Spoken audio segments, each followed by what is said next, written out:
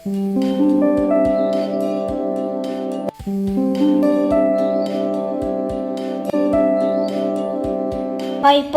мына кітаптың қызығын-ай, ертегілер елінде бірдеңе болып жатқан сияқты, көмекке бармасам болмас.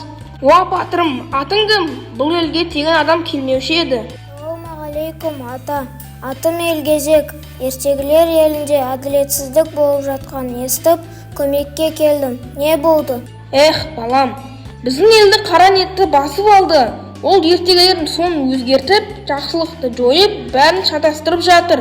Оны тек нағыз Елгезек қана тоқтата алады.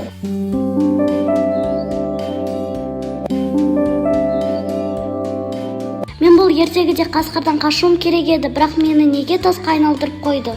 Ал менің құлым қайда? Неге мен ештеңе істей алмай тұрмын? Қоян, сен неге қашып кеттің?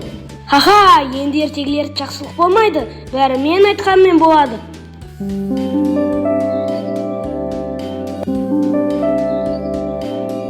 Мен Елгезекпін. Мен мейірім мен білімді ту еткен баламын. Достар, қол ұстасайық. Жақсылықтың күші біріксе, зұлымдық жойылады. Сен кімсің? Мен сиқырым саған неге әсер етпей жатыр? Мен Елгезекпін. Мен мейірім мен білімді ту еткен баламын. Достар, қол ұстасайық. Жақсылықтың күші біріксе, зұлымдық жойылады.